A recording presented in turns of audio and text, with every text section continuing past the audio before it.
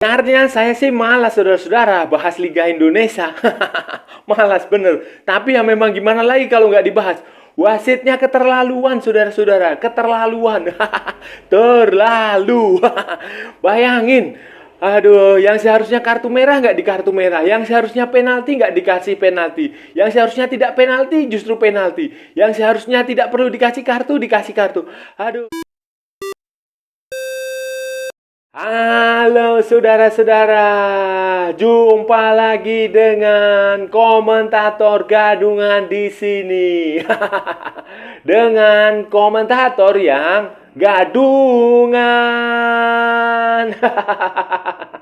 Seperti biasa saudara-saudara, kalau kita sudah bertemu pasti akan ada yang kita bicarakan. Baik yang bermanfaat maupun yang tidak bermanfaat. Baik yang berguna maupun yang tidak berguna. Baik yang menghibur maupun yang bikin sedih. Baik yang apa aja saudara-saudara, apa aja. Bebas saudara-saudara, bebas. Yang penting sopan. Hari ini kita akan bicara tentang Liga Indonesia, Liga 1 2023-2024. Tumben. Dan khususnya kita akan membahas tentang kelakuan wasit. Ulah wasit, ulah referee, ulah pengadil lapangan. Tindakan keputusan-keputusan aneh, keputusan-keputusan kontroversial yang dihasilkan pengadil lapangan, yang dihasilkan wasit di Liga Indonesia dalam 3 pertandingan terakhir. Nah, dalam 3 pekan awal. Karena ini keterlaluan, saudara-saudara. Keterlaluan. Terlalu. Standarnya tidak sama. Wasit satu memutuskan sebuah begini, dua pelanggaran penalti, wasit lain memutuskan pelanggaran tidak penalti. Wasit lain memutuskan sebuah pelanggaran dengan kartu, wasit lain memutuskan pelanggaran tidak kartu. Jadi dengan kejadian yang sama keputusannya berbeda. Ini aneh saudara-saudara, aneh, dan ini akan kita bahas di edisi kali ini saudara-saudara. Jadi begini saudara-saudara, Liga 1 2023-2024 ini sudah berlangsung 3 pertandingan, 3 pekan, 3 game week, 3 match day. Dari 3 pertandingan itu ya ada banyak beberapa kejutan terjadi. Misalnya penampilan Dewa United dan penampilan Rans Nusantara FC yang sangat mengejutkan. Kemudian Persib Bandung yang 3 kali bermain imbang. Kemudian ada Bali United yang terpuruk. Kemudian ada PSM Makassar yang biasa-biasa aja, yang roller coaster naik turun. Kemudian ada banyak kejadian. Ada Persija yang masih mencari-nyari bentuk permainan. Kemudian ada lagi yang stadion yang seharusnya bisa digunakan tetapi digunakan untuk kegiatan politik. Ada lagi kontroversi seputar Jakarta International Stadium. Ada lagi tentang macam-macam lah saudara-saudara, macam-macam. Dan salah satu yang cukup menggelitik, salah satu yang cukup menjadi perhatian banyak orang dan sempat menjadi perdebatan di banyak tempat, di media arus utama maupun media sosial adalah wasit. Keputusan wasit, keputusan pengadil lapangan, referee. Banyak keputusan wasit yang dihasilkan di kompetisi Indonesia ini ternyata tidak memuaskan, mengecewakan. Bukan hanya mengecewakan tim yang bertanding, tetapi juga mengecewakan penonton yang melihat dari televisi, penonton netral khususnya saudara. Kalau di lapangan tidak terlalu terasa kesalahan wasitnya karena tidak bisa melihat replaynya. Karena jarak pandangnya yang terbatas, yang sangat jauh ya. Tetapi kalau kita mengamati dari televisi dan kemudian dibahas lagi di beberapa tangkapan layar, capture di medsos, itu bisa terlihat jelas bagaimana beberapa wasit itu bukan banyak ya, bukan beberapa ya. Mungkin hampir semua, mayoritas. Mayoritas. Jadi oknum tapi banyak melakukan kesalahan-kesalahan yang sebenarnya tidak perlu dilakukan saudara-saudara. Apa kesalahan wasit yang sering sering dilakukan wasit di Liga Indonesia dalam 3 pekan terakhir ini adalah pertama soal pelanggaran, saudara-saudara, soal pelanggaran. Contohnya kayak Asep Berlian melanggar Rahmat Irianto. Itu kan tackle 2 kaki, saudara-saudara. 2 kaki dan dia lompat dan kena tulang kering. Tetapi wasit ada di situ padahal dan tidak ada kartu kuning. Seharusnya, padahal itu harusnya kartu merah, saudara-saudara. Kemudian ada lagi pelanggaran, misalnya waktu Persebaya melawan apa itu? Barito atau apa? Itu pelanggaran terhadap Bruno Moreira di kotak penalti. Itu pelanggaran, saudara-saudara. Seharusnya penalti, tetapi itu tidak dilakukan wasit penalti. Kemudian waktu PSS Sleman melawan Persis Solo kalau nggak salah, itu pelanggaran terhadap Yevhen Bogasvili di kotak penalti ditarik. Itu seharusnya penalti, saudara-saudara. Tetapi ini yang aneh, saudara-saudara. Di pertandingan lain, Bali United, Arema melawan Persib, pelanggaran yang sama, yang model Yevhen Bogasvili ini di kotak penalti dengan ditarik. Jadi pemain Persib menarik pemain Arema. Itu justru penalti waktu Bali United melawan Arema. Jadi ini ada semacam tidak konsisten. Pelanggaran yang sama, perlakuannya berbeda. Yang satu tidak dapat kartu, yang dua tidak dapat penalti, yang satu dapat penalti. Nah, ini kesalahan-kesalahan yang menurut saya sangat fatal, sangat tidak perlu terjadi, sangat tidak perlu dilakukan oleh wasit yang memimpin pertandingan sekelas Liga Indonesia. Karena ini aneh, saudara-saudara, ini aneh. Jadi standarnya tidak sama begitu, terlalu subjektif, terlalu subjektif, saudara-saudara. Pelanggaran yang berujung kartu maupun tidak kartu, dan pelanggaran yang seharusnya penalti maupun tidak penalti, itu yang cukup aneh adalah terkait offside. Nah, offside, saudara-saudara, offside. Ada beberapa insiden, ada beberapa kejadian yang harusnya offside tetapi tidak offside. Harusnya tidak offside tetapi offside. Contohnya waktu Paulo Gali Ferreitas mencetak gol ke gawang Bayangkara. Itu kan posisinya sudah berada di depan bola. Di depan bola. Banyak yang bilang itu seharusnya offside, tetapi ada lagi yang mengatakan itu tidak offside karena kiper itu sudah keluar dari dari kotak kecil di garis gawang, sehingga dihitung sebagai orang terakhir di pertahanan. Kemudian ada beberapa kejadian lain di pertandingan lain, di pertandingan Persija misalnya, itu juga sama. Ada yang seharusnya tidak offside, itu offside. Ada yang seharusnya offside, itu tidak offside. Ada di pertandingan lain, di pertandingan Persita Tangerang, ada di pertandingan Madura United. Nah, itu klasik sekali, saudara-saudara. Offside itu sangat sesuatu yang klasik sekali. Jadi wasit kita ini yang saya amati ya, terlalu cepat meniup peluit tanda offside.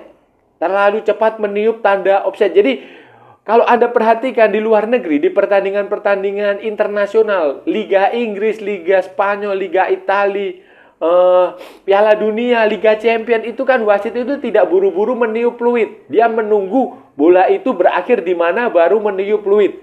Karena ya itu ada VAR. Sebelum ada VAR itu juga wasit melakukan hal yang sama. Jadi mereka tidak buru-buru meniup peluit untuk memberikan offside, memberikan tendangan keuntungan kepada lawan. Jadi tapi wasit kita tidak begitu melihat asisten wasit mengangkat bendera itu langsung di-offside-kan. Padahal kan ada offside yang belum tentu itu offside. Jadi harus dilihat dulu bola itu sampai sejauh mana. Offside, saudara-saudara, handsball itu juga kadang menjadi masalah. Handsball, wasit kita belum bisa melihat dengan jeli apakah bola itu mengenai tangan, apakah bola itu mengenai dada, apakah bola itu hanya lewat begitu aja, mengenai pundak, atau mengenai apa. Itu wasit kita sangat tidak bisa jeli melihat itu. Ada beberapa kejadian yang seharusnya itu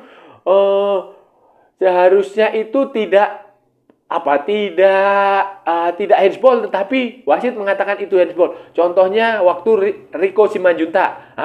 Itu kena di sini, tapi wasit melihat itu handsball. Jadi kejadian-kejadian itu bukan sekali dua kali. Kemudian nanti ketika dia meniup peluit handsball, itu kan juga harus dilihat. Dilihat apa itu? Apakah itu advance atau tidak? Temannya itu apa sedang ngapain? Nah, gitu. Kemudian itu juga berkaitan dengan pelanggaran. Wasit juga terlalu cepat meniup peluit tanda pelanggaran. Ketika ada pelanggaran dia langsung peluit. Dia tidak lihat kalau itu misalnya bolanya advantage, menguntungkan. Jadi misalnya ada bola bergerak ke depan, di sana disambut oleh rekannya. Itu kan seharusnya tidak perlu ditiup peluitnya karena itu ada bola itu menguntungkan tim yang handsball itu tadi ya. Jadi kayak begitu tuh wasit kita masih belum bisa melihat, belum bisa belajar. Padahal kalau di luar negeri wasit itu tidak buru-buru meniup peluit. Ketika ada pelanggaran dia akan melihat dulu. Ketika ada offside, ketika ada handsball dia akan melihat dulu bola itu larinya kemana. Apakah itu menjadi bola mati yang serangan itu bolanya dihentikan oleh lawan atau menjadi keuntungan pemain menyerang. Nah, itu kan dalam peraturan FIFA itu kan seperti itu. Jadi ketika ada bola itu ya tidak otomatis langsung dihentikan. Dia akan melihat dulu, seharusnya dia akan melihat dulu sampai sejauh mana. Karena bisa jadi bola itu menjadi gol, menjadi keuntungan. Dan kalau itu terjadi keuntungan maka tidak terjadi pelanggaran. Pelanggaran dibatalkan. Itu sudah. Tetapi kalau tidak ya itu nanti dianulir kemudian jadi pelanggaran. Kalau bisa juga nanti bisa bola mati, bola keluar out itu baru wasit memutuskan pelanggaran, memberi kartu kepada pemain yang bersangkutan. Seperti yang terjadi di luar negeri, saudara-saudara. Yang dilakukan wasit ini sebenarnya cukup unik, cukup aneh lah, saudara. Bukan unik lagi, cukup aneh. Kenapa? Karena sebelum kompetisi itu kan PSSI sudah melakukan penyegaran wasit. Mereka melakukan seleksi terhadap wasit-wasit Liga Indonesia dan hasilnya kan dari beberapa wasit itu tidak semuanya terpilih. Beberapa wasit FIFA yang seharusnya yang reguler memimpin Liga Indonesia itu terbuang. Seperti si Sance Lawita itu juga sekarang sudah nggak jadi wasit lagi. Nggak jadi wasit di Liga 1, mungkin Liga 2. Tetapi seleksi itu melibatkan dari utusan dari Japan Football Association, JFA. Jadi PSSI-nya Jepang. Jadi Indonesia kerjasama dengan Jepang. Jadi ada seleksi yang dilakukan oleh mereka, ada training yang dilakukan oleh mereka. Kemudian kesejahteraan wasit itu juga ditingkatkan. PSSI sudah menaikkan honor wasit. Kalau nggak salah wasit Indonesia itu menjadi wasit dengan bayaran terbesar di Asia Tenggara. Kemudian wasit juga didaftarkan ke BPJS Tenaga Kerja, BPJS Kesehatan. Jadi secara kesejahteraan itu sebenarnya sudah bagus, saudara. Kemudian wasit ini, komite wasit itu sekarang berada langsung di bawah Erick Thohir. Jadi ketua komite wasit itu adalah Erick Thohir. Erick Thohir sendiri yang langsung mengawasi kinerja wasit. Dan dia sudah mengatakan bahwa dia akan melakukan evaluasi terhadap wasit secara berkala. Dia sudah berjanji tidak akan ada lagi penunjukan wasit yang berdasarkan uang, berdasarkan suap, berdasarkan nepotisme, berdasarkan kolusi, berdasarkan rasuah.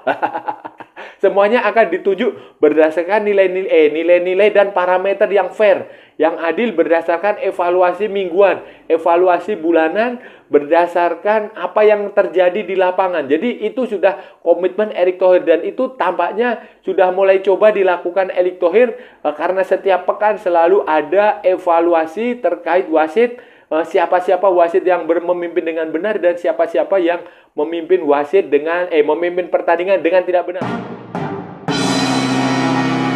Tapi saudara-saudara, itu tampaknya tidak cukup, saudara-saudara. Itu tidak cukup. Usaha PSSI untuk membenahi wasit itu dengan Erick Thohir menjadi ketua komite wasit, kemudian dengan bekerja sama dengan Jepang untuk menilai wasit, untuk menjadi supervisor, untuk menjadi penasihat itu tampaknya tidak cukup. Apalagi nanti Erick Thohir ingin mendatangkan Pierluigi Collina untuk menjadi mentor, untuk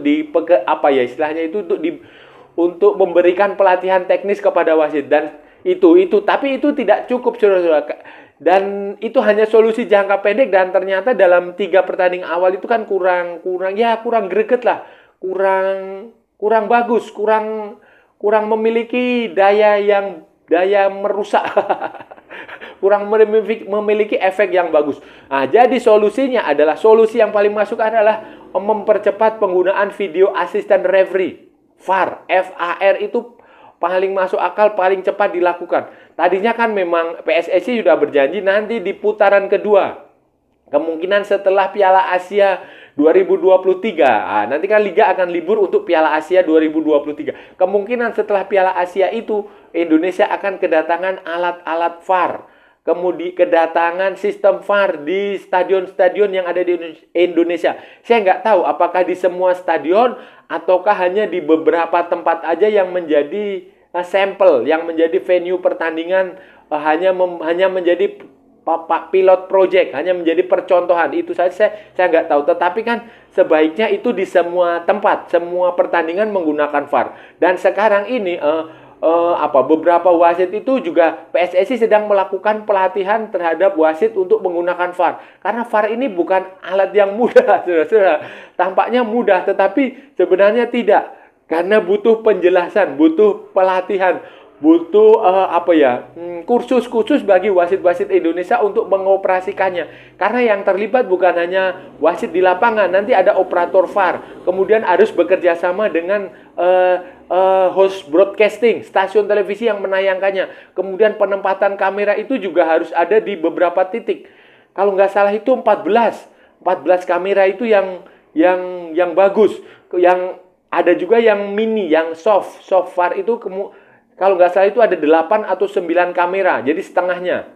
Itu harus ditambah, dan itu kan harus butuh adaptasi, butuh pembelajaran baru, butuh kursus lah untuk wasit, dan itu ya butuh waktu, saudara-saudara. Di era modern seperti sekarang ini, saudara-saudara, di era sepak bola modern, penggunaan VAR ini memang vital, saudara-saudara, memang penting. Kita tidak bisa lagi kalau dulu kan zamannya Sepp Blatter itu ketika wasit melakukan kesalahan itu kan pembelaannya ya manusiawi. Karena sepak bola itu olahraga manusia. Ada kesalahan manusia itu wajar. Itu kan dulu pembelaannya waktu FIFA di zaman Sepp Blatter. Tetapi sekarang FIFA di zaman Gianni Infantino ini kan tidak.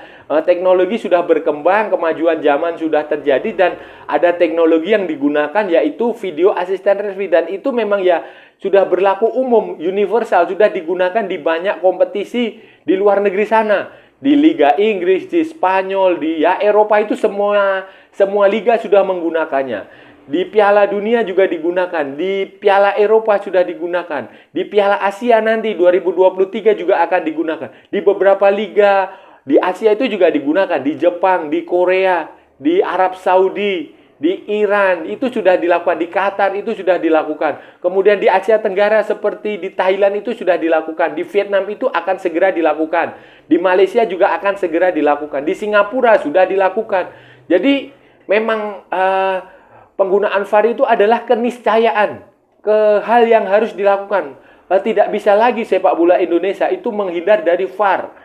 Karena terlalu banyak cost-nya, terlalu banyak ongkosnya, lebih mahal ongkos tanpa VAR daripada ongkos VAR.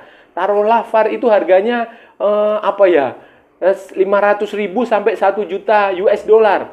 Itu harganya. Tetapi kalau tidak menggunakan VAR, harga yang dibayar itu jauh lebih mahal. Karena terjadi ketidakpercayaan terhadap PSSI. Bisa jadi terjadi kerusuhan yang disebabkan oleh supporter yang tidak terima. Bisa jadi kekacauan yang ditimbulkan oleh klub. Itu kan merugikan semua orang, merugikan sepak bola itu sendiri. Kalau sudah ada kerusuhan, kekacauan seperti itu kan bisa saja izinnya dicabut. Kemudian Indonesia bisa disanksi FIFA lagi. Indonesia bisa masuk blacklist lagi. Jadi harganya sangat mahal kalau tanpa VAR. Jadi walaupun VAR itu sudah mahal, tetapi jauh lebih murah daripada efek sosial yang ditimbulkan karena tidak ada VAR, akibat kerusuhan, ada keluhan, komplain yang dilakukan oleh klub maupun oleh pendukungnya, saudara-saudara. Saudara-saudara, itu tadi pembahasan kita hari ini, saudara-saudara. Kita sudah bicara panjang lebar tentang Liga Indonesia, tentang Liga 1 2023-2024, khususnya pembahasan tentang wasit, tentang pengadil lapangan, tentang referee, tentang korps baju hitam. Nah, kita sudah bicara panjang lebar, kita tadi sudah menjelaskan beberapa banyak sekali, bukan beberapa lagi, kesalahan. Kita juga sudah menjelaskan oknum. Oknum tapi banyak, saudara-saudara, oknum tapi banyak. Kita sudah mengulik-ngulik, mengulas, menganalisis keputusan wasit di Liga Indonesia ini. Bukan hanya musim ini ya, sejak musim lalu itu banyak yang salahnya, banyak yang aneh, banyak yang tidak benar, banyak yang ya saya nggak tahu entah disengaja atau memang kebetulan. Tapi kalau kebetulan kok sering, itu tadi. Dan kita juga sudah memberikan solusinya, yaitu VAR, video assistant referee, itu harus dipercepat penggunaannya dan harus digunakan merata di semua pertandingan, minimal di kasta tertinggi Liga Indonesia, di Liga 1. Itu dulu yang paling penting. Nah, kalau sudah itu digunakan, ya sudah bagus, saudara-saudara. Nanti kita lihat apakah wasitnya masih aneh-aneh atau tidak. Dan saya rasa sudah cukup ya, saudara-saudara, pembahasan kita hari ini. Saya sudah bicara panjang lebar. Kalau ada salah-salah ya mohon maaf, saudara-saudara. Namanya juga gadungan. Tetapi kalau benar, saudara-saudara, itu sebuah kebenaran. Kalau saudara-saudara merasa channel ini bermanfaat, berguna, menghibur, menginspiratif, menyenangkan, silahkan like, share, and subscribe. Tapi kalau tidak, saudara-saudara, abaikan saja. Skip, jangan ditonton. Cuekin aja, tetapi jangan juga di-report, saudara-saudara. Kasihan saya. Ikuti pula akun media sosial Komentator Gadungan, ada di Instagram, ada di TikTok, ada di Facebook. Oke, saudara-saudara, sampai bertemu lagi di edisi-edisi berikutnya dengan tema-tema yang jauh tidak bermanfaat, dengan tema-tema yang jauh tidak berguna, dengan tema-tema yang jauh boring. Oke, saudara-saudara, salam olahraga dan merdeka!